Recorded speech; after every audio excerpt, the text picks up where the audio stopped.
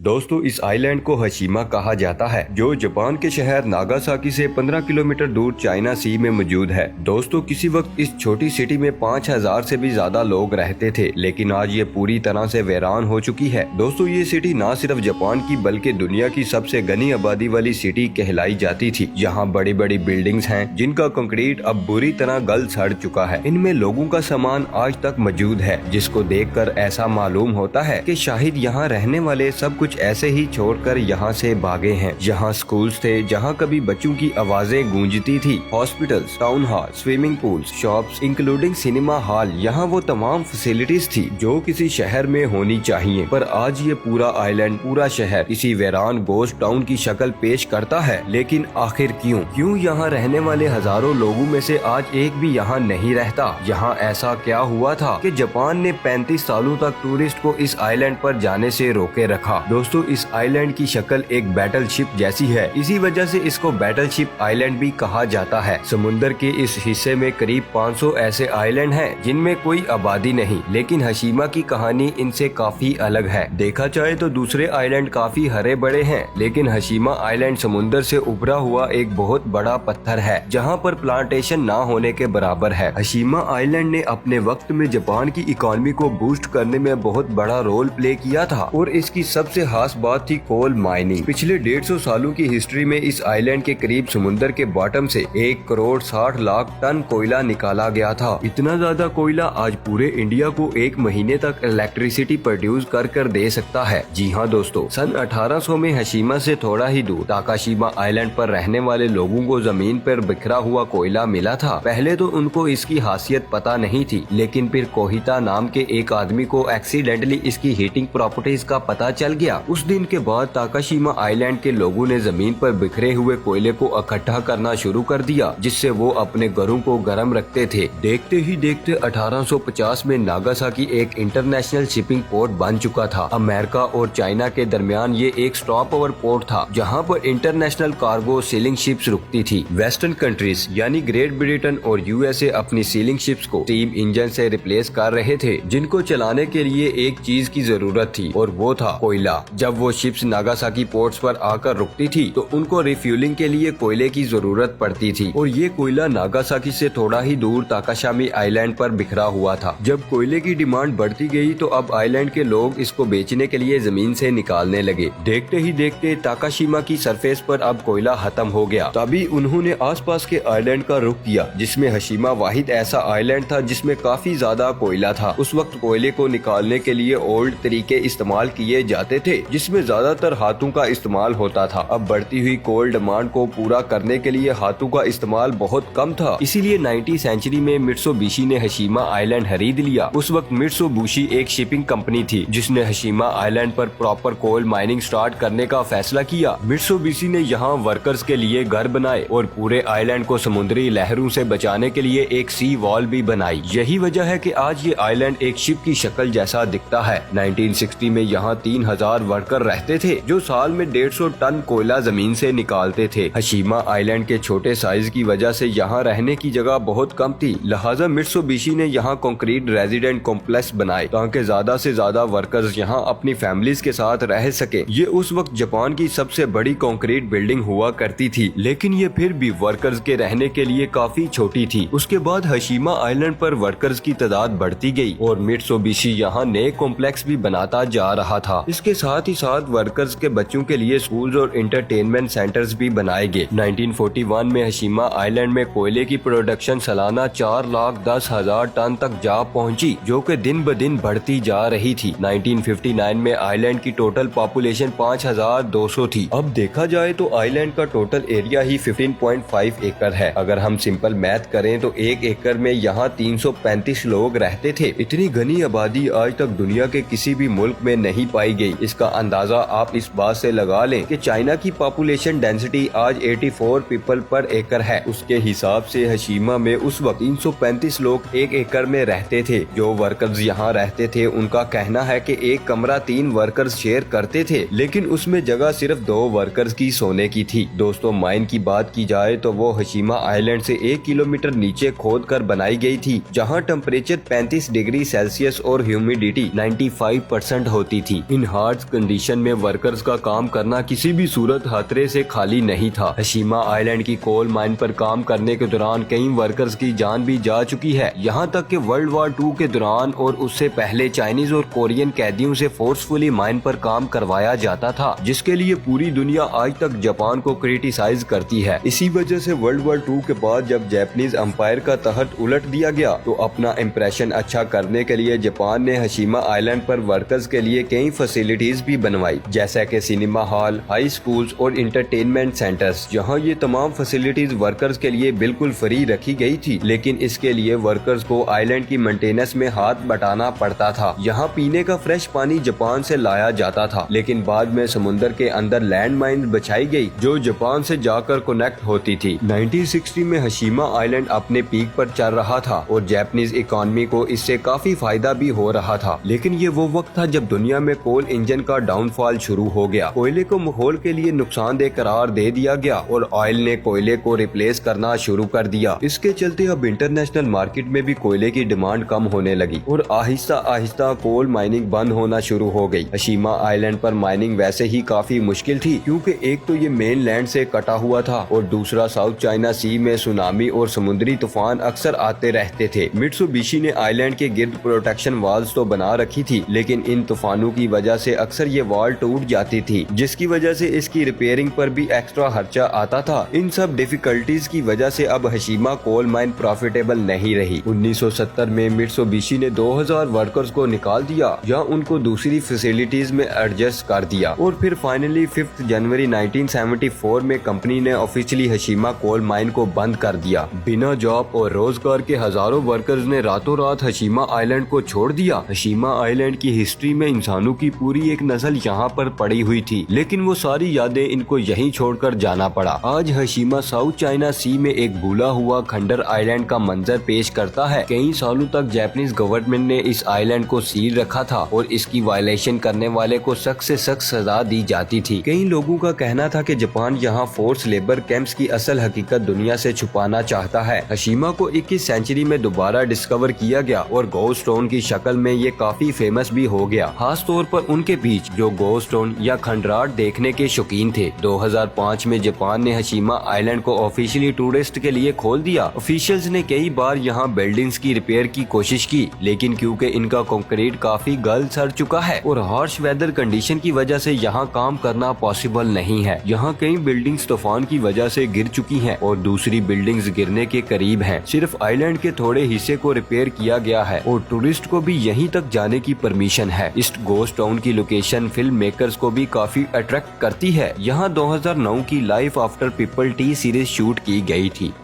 जी हाँ दोस्तों, ये थी हमारी आज की वीडियो। आई होप आप सबको वीडियो पसंद आई होगी। वीडियो को लाइक और कमेंट कर हमारे साथ जरूर शेयर कीजिएगा और नए आने वाले सब दोस्तों से गुजारिश है कि अगर अभी तक आपने हमारे चैनल को सब्सक्राइब नहीं किया तो इसे सब्सक्राइब कर दें और साथ मौजूद बेल आइकन को भी क्लिक कर दें। इंशाल्लाह मिलेंगे नेक्स्ट वीडियो में। अल्लाह हाफिज दोस्तों।